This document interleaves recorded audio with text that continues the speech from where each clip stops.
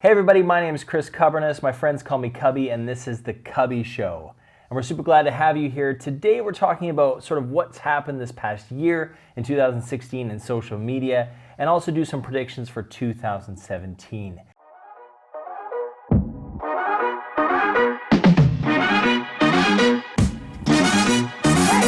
Check it. Hey people!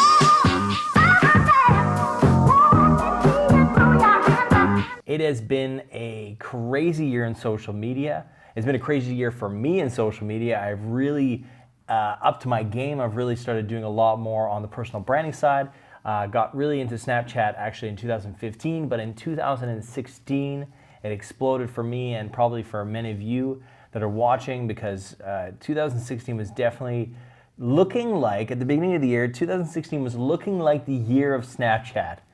But as we near the end of the year here, I'm saying it's really the year of Instagram. And maybe even, we could even say it's the year of live video, but maybe I'll get more into that in a minute about what I think is actually gonna happen in 2017 from a social media standpoint. And I think that's super interesting, sort of what we're seeing, the ripples of that now even, and how that's gonna affect 2017. So 2016, we saw a really good year of social media activity. A lot of people predicted and sort of have shown that social media engagement is down, and I've certainly seen that. We've seen a sort of a turmoil period where we're having a lot of automation tools, and we've talked about this before, a lot of automation tools, automatic following type of tools, and automatic sharing type of tools, and liking and favoriting tools have dominated sort of Twitter and Instagram and these sort of platforms. And you're buying, people are still buying followers. That hasn't stopped, but you see a lot of automation pushback in 2016. A lot of people saying no to automation and sort of doing a little bit of rebellion against that. And I think that's interesting because some of the biggest people, I'm kind of revealing, this is a little bit of inside baseball for those of you watching. A lot of the social media gurus over the last few years have actually built their followings on automated tools. And now you see them sort of condemning those tools. And I think that's a little hypocritical. I think that's a little two-faced of them. I think that it's okay to change your opinions on it, but I think it's better if you come out and say, listen, I used to use these tools and I didn't get anything that great out of them, so I'm advising you not to use those tools. I will be completely open and honest with you, which most social media people won't. I've used those tools. I don't think they're effective at all. They're effective at growing large numbers. If you want people, just numbers. But if you want actual engagement, if you want actual fans, you want actual friends, actual followers, you want people, real people that you can engage with, there's no automated tool that's going to help you do that. It's about putting in the time, putting in the work, doing the good content day in, day out, engaging with people day in, day out. It's a hard job. It's hard work. It's a hard knocks life. In social media, and those of us in marketing, and those of us trying to build a brand for either ourselves or for companies. So it's not an easy game, and these automated tools make it seem easy, but it's really not, right? So we've seen sort of a pushback. I've seen a lot of people sort of maybe close down their accounts even that they've built with automated solutions, saying that account really, I'm not getting any value out of it, so they're closing accounts, opening new ones, starting fresh.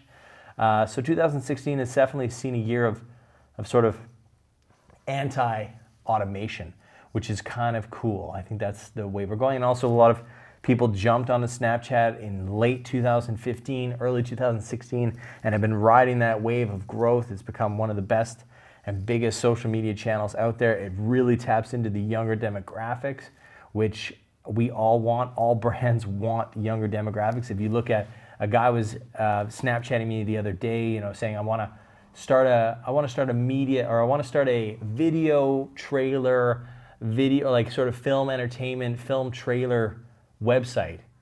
They were snapping me about that. So they say, what sort of tips do you have? And I said, don't make a website. That's my number one tip. Don't do what you think you should do, because the kids these days are not going to websites. I'm sorry to say, but they're on Snapchat, they're on Facebook, they're on Instagram, they're on Musical.ly, they're on other places other than your website. So don't, or YouTube, most likely, that's where they're watching Honest Trailers, Screen Junkies, Looper, all the different, massive sort of film coverage channels, right? So, as we look at 2016, a lot of people went into Snapchat, obviously because they want to reach a younger demographic. They want to get away from automated social. You cannot automate Snapchat in many ways. So that was sort of a breath of fresh air. But what we saw, which was super interesting, is and everybody seeing how well Snapchat was doing, then jumping on that bandwagon with their tools as well. So we saw Instagram come out in full force with some amazing tools that were Snapchat-like and really taking a strong stance there. And then Instagram, surprisingly, amazingly, continually innovating on that platform over and over again, like almost every 2 weeks. If you guys remember this, almost every 2 weeks they were coming out with new innovations. Boomerang, live video just happened on Instagram. Now they've added hands-free video, which we've sort of had to hack in Snapchat for a long time, and sort of taking a lot of the things that were complaints about Snapchat and taking them up and be like, we're going to add that in our platform. All these amazing creators that wanted to do that in Snapchat, we're going to now offer that. So Instagram, big props to you guys, man. You guys killed it in 2016. So the year started out as the year of Snapchat. I don't know if anybody's watching that can maybe agree with me there, but the year really started out as the year of Snapchat. And it, I would say that as we round off the year here, I'm saying it's the year of Instagram. They swept, man. They came through. They were down and out. Well, not down and out, but they were definitely down. They weren't like innovating that much. And then all of a sudden, boom, they came with just innovation after innovation after innovation. And I think that's because, of course, Facebook and Mark Zuckerberg really wanting a piece of that Snapchat pie, which now I'll jump to sort of what I see for 2017, because this transitions nicely, because we've seen also Facebook. This is going to get confusing here, because this is another prediction for 2017. But wait on that for a minute. If you're watching, you're wondering why I'm pointing over here, it's because we're doing a live video at the same time. So I'm not crazy. There's another camera in the room. So what's happening now is that we're seeing a lot of companies, a lot of tools emulating Snapchat. And not only just emulating Snapchat, but everybody's sort of taking their own tools. So Facebook now has live video. Instagram now has live video. Twitter now has live video. Snapchat, interestingly enough, doesn't have live video yet, because they've been off building sunglasses. So we're gonna have to wait and see how their answers to all these innovations. But we're seeing some of the top platforms go live video. We're seeing that some of the top platforms use geo filters and on-demand filters now. So we're seeing, for example, stickers just landed for Instagram stories. I don't know if you saw that, but stickers have now, so you can add stickers, you can add sort of those kind of neat creative tools that we've always had in, well, not always, but for the most part have had in Snapchat. So there's a big thing going on in social media now where it's not necessarily a good thing.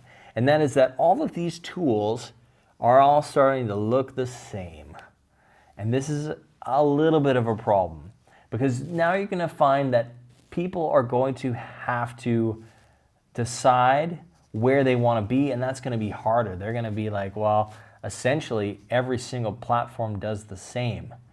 And that opens you up for risk. That opens you up for another solution coming from left field to come in and give people something different. It's exactly what happened with Facebook and Snapchat. I mean, 3 or 4 years ago, where, everybody had Facebook, they understood the platform, they understood what they were doing there, and you had a lot of college kids and younger kids sort of saying, we're gonna buck the norm, we're gonna go against the grain, and we're gonna come over here and we're gonna spend a lot of time on Snapchat. The same thing's gonna happen. All these social networks that are basically innovating, and I'll say innovating because they're basically offering the same solutions. are going to find themselves in troubled water when a new solution comes up and says, whoa, we're totally different. And I have no idea what that's going to be. I'm not that smart to say exactly what I think that might be. It'll probably be focused more on, it might be focused more on group live video. Of course, Facebook just opened up live video group chat as well. So maybe that's not correct what I'm saying there from a prediction standpoint, but I think that there's definitely room for another player to come in and scoop up some of that market. So be on the watch for that.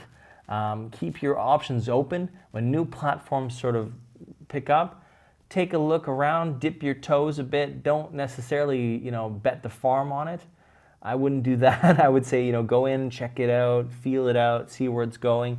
Be ahead of the game in that, in that respect. See what's on. Go into the App Store and see what's on the trending page for number one or top 10 apps that are, trending in terms of downloads. Also paid apps downloads. I mean, most of those are games, but go check out that and be aware of what's sort of coming up and what's getting interest, and pay attention to the younger demographic.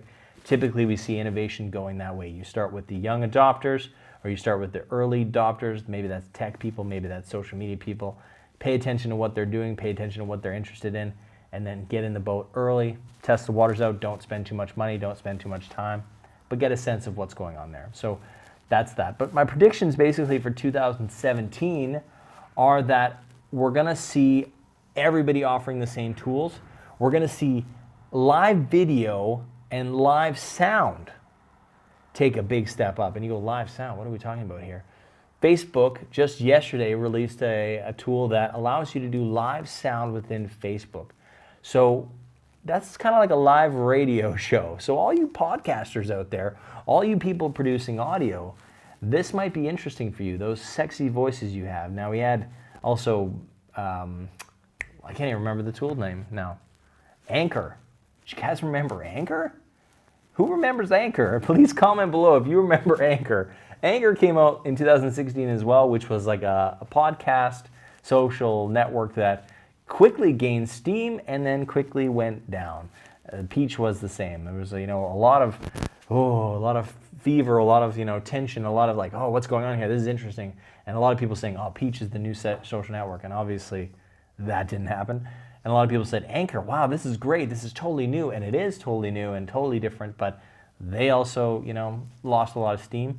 So that's kind of interesting. So live audio, live everything is 2017. I think that live is going to be massive, and that's also why we're doing a Facebook Live here today, because we can also see in the Facebook feed that they're prioritizing live video over other content. So keep that in mind. If you're a business person, if you're a brand, and you want to get into people's phones, you want to get into their faces, Facebook is highly prioritizing live video.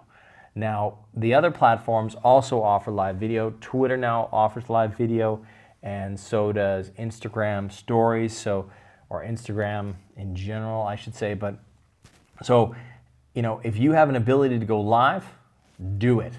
Start doing it now, ASAP.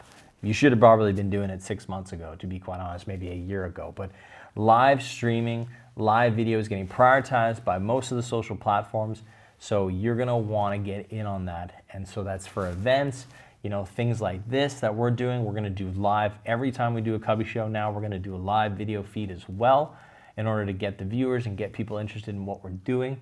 So, and then I think also we're gonna see less and less focus on automation tools in 2017, like 2016. We're gonna have a lot of people, I think, jump ship. Because we're having so many social platforms these days, we have LinkedIn, Facebook, Instagram, Snapchat, Anchor, what am I missing? Musical.ly, what am I missing? YouTube. I mean, there's so many social media networks out there that people simply cannot spread their time across all single platforms and every single platform and do amazing on each platform. It's not possible. It's really draining. I try to do my best, and I don't sleep. I sleep like 4, maybe 5 hours a night. Now, before you go in the comments and be like, Chris, that's unhealthy. Kubby, that's super unhealthy. What are you doing? I understand that. I'm kind of a machine, so I can sort of I can do that a little bit. So, but we're going to see this thing where people are going to jump ship. They're just going to say, I'm done with Twitter. I'm done with Twitter. I'm done with LinkedIn. I'm done with Facebook. I'm done with Snapchat. I'm done with Instagram.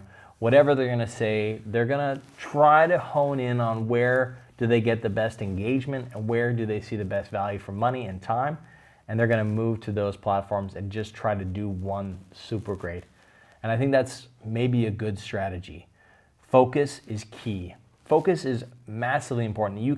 If you have focus on one thing, you can grow that one thing. If you have focus on 5 things, you're only going to grow each a little bit. So if you want massive success, I suggest you look at what networks you're on and maybe do a little bit of soul searching and finding out where you should play in 2017.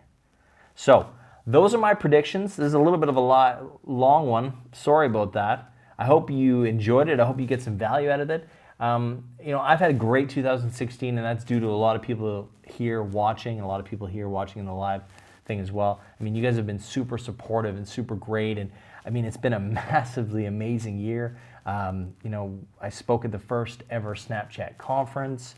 I was in Mashable.com, Forbes.com, Huffington Post.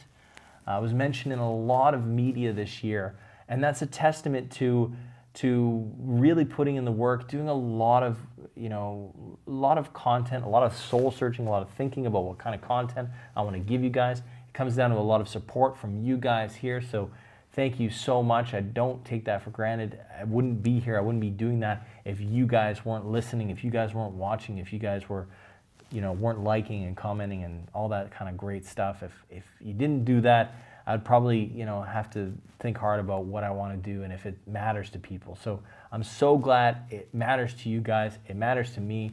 And so I want to thank you for being here. Thank you guys so much for watching. Please like, comment, and subscribe. Actually, better than that, please close this video down and reopen it and watch it again. We'll get double views. Double views for Christmas. That sounds kind of nice. So once again, thank you so much. Happy New Year. I wish you and your family all the best. Take care, and we'll see you in 2017.